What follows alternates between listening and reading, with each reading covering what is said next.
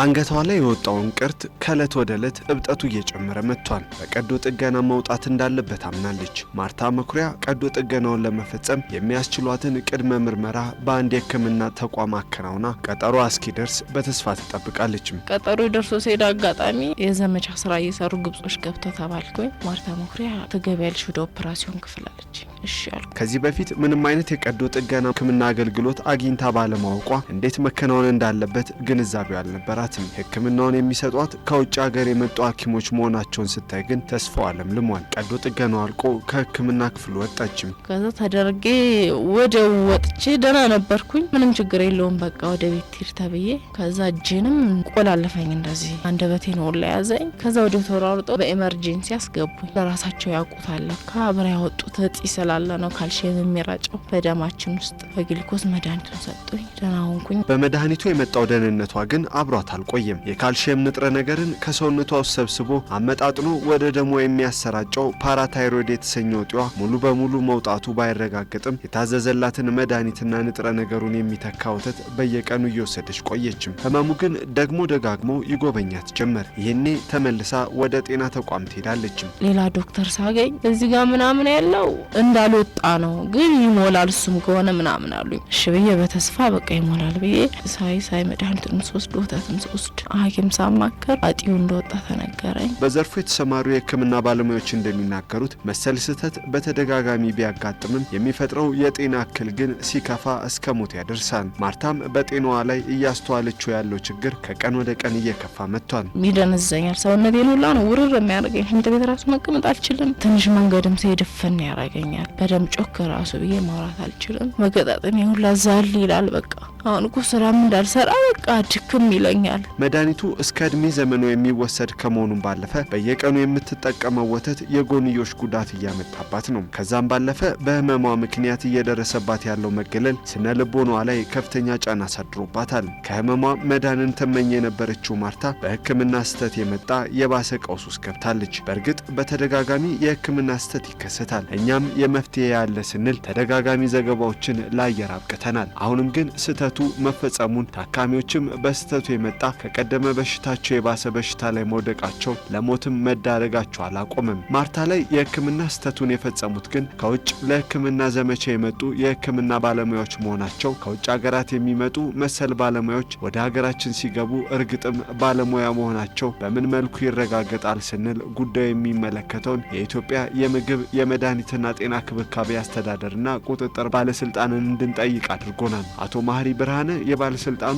ዋና ዳይሬክተር የጽህፈት ቤት ኃላፊ ናቸው። የትምህርት ማስረጃውን ያለን በሚሰራበት ሀገር ወይ ደግሞ በተመረቀበት ሀገር የሙያ ስራ ፍቃድ የተሰጠው ስለመሆኑ ያለው የስራ ልምድም ይታያል። የእነዚህ መረጃዎች እንግዲህ ተአማንነት ለማረጋገጥ አንደኛ በዛ ሀገር የውጭ ጉዳይ ሚኒስቴር አውቶንቲኬት ማድረግ አለበት እነዚህ መረጃዎች ትክክለኛ ስለመሆናቸው። ሁለተኛ በየሀገራቱ ያሉ የኢትዮጵያ ኤምባሲዎች ይህን ጤና ባለሙያዎች መረጃዎች ትክክለኛና ተአማኒ ስለመሆናቸው በእነዚህ ኤምባሲዎች እንዲረጋገጥ ይደረጋሉ ማለት ነው። የሕክምና ስህተት አንድም ከብቃት ጋር ተያይዞ ይከሰታል። የጤና ባለሙያው የሚፈለገው ብቃትና ክህሎት ሳይኖረው ሲቀር፣ በሌላ በኩል ደግሞ ባለሙያዎች ብቃት ሳይጎድላቸው ከስነ ምግባር እጦት የተነሳ ስህተቱን ይፈጽማሉ። አንዳንዴ ታካሚው ወይም አስታማሚው የተሻለ ግንዛቤ ከሌለው የሚፈጸመው ስህተት ቀጥተኛ ተጠቂ መሆኑ አይቀር ይሆናል። ለዚህ የማነ ማሳያ ነው። ልጁ ታማ ከአንድ የጤና ተቋም ተገኝቷል። ለልጅ የተመደበው መድኃኒት ላሴክስ የሚባል አለ። ይዛላት የመጣችው ግን ሌላ ለአንቲባዮቲክስ የሚሰጥ ከዛ በፊት የተሰጣትን መድኃኒት ይዛላት የመጣችው ሰብራለች። እውነት ለመናገር ሰብራው በስሪንጅ ወስዳው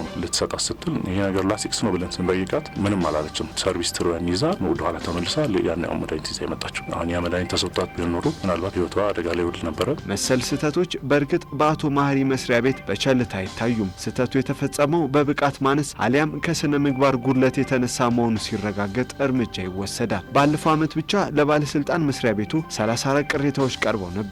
ከዛ ውስጥ አንዱ የጤና ባለሙያ ለአንድ ዓመት የሙያ ፍቃዱ የታገደ ሲሆን 7 የሚሆኑት ደግሞ ከ8 እስከ 9 ወር የሚደርስ የሙያ ፍቃድ እገዳ ተደርጎባቸዋል። የተቀሩት ብቃታቸው እንዲሻሻል በበላዮቻቸው ክትትል እየተደረገባቸው እየሰሩ ሲሆን የቀረበው ቅሬታም ተገቢ አይደለም ተብሎ የተመለሱና ተጨማሪ ማጣራቶች እየተደረገ እንዳለም አቶ ማህሪ ነግረውናል። የሕክምና ስህተት ሲፈጠር እየተከታተሉ እርምጃ መውሰዱ ይበል ቢያሰኝም ችግሩን ለመቅረፍ ግን ቀዳሚ መፍትሄ ነው ብሎ መውሰድ አይቻልም። ቀድሞ ስህተቱ እንዳይፈጸም ማድረግ ካልተቻለ ችግሩን በዘላቂነት መፍታት ዳገት መሆኑ አይቀርም። በዚህ ረገድ ከጤና ጋር የተያያዙ ባለሙያዎች ከትምህርት ቤት አንስቶ በብቃት ጎልብተውና በስነ ምግባር ታንጸው እንዲወጡ ከማድረግ ባለፈ ወደ ሙያው ሲገቡም ብቃታቸው እንዲጎለብት ማድረግ ያሻል። በተለይም የጤና ሙያ በዘርፉ ከመመረቅ ባለፈ በየዕለቱ የዳበረ እውቀትን ማግኘት ስለሚሻ ለዚህ የሚያመች አሰራር መኖር ይገባዋል። ይህ አሰራር በሌሎች ሀገራት የተለመደ ቢሆንም በሀገራችን ግን አልተለመደም። ከዚህ ዓመት ጀምሮ ግን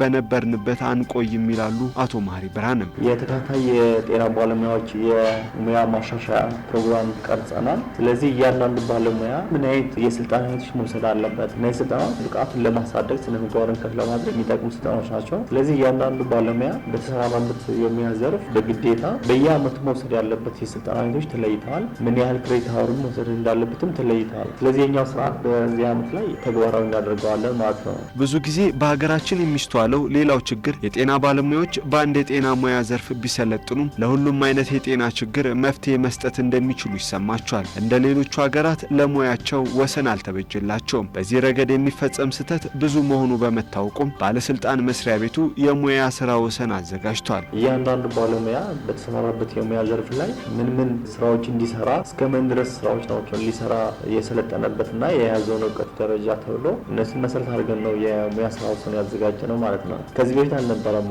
ከዚህ አመት ኦልሬዲ ተግባራዊ እናደርጋለን ብለን ያስበው ነው። ከነርስ እስከ ልዩ ሐኪም ድረስ ምን መስራት እንደሚገባቸው ተለይቷል። ከወሰናቸው ዘለው ቢሰሩና ስህተት ቢፈጠርም ለዛ ተጠያቂ ይሆናሉ ማለት ነው። እነዚህ ሁለት አሰራሮች በሀገራችን መተግበር ሲጀምሩ በየጊዜው የሚፈጸሙ የሕክምና ስህተት ችግሮችን መሰረታዊ በሆነ መልኩ መፍታት እንደሚያስችሉ ታምኖባቸዋል።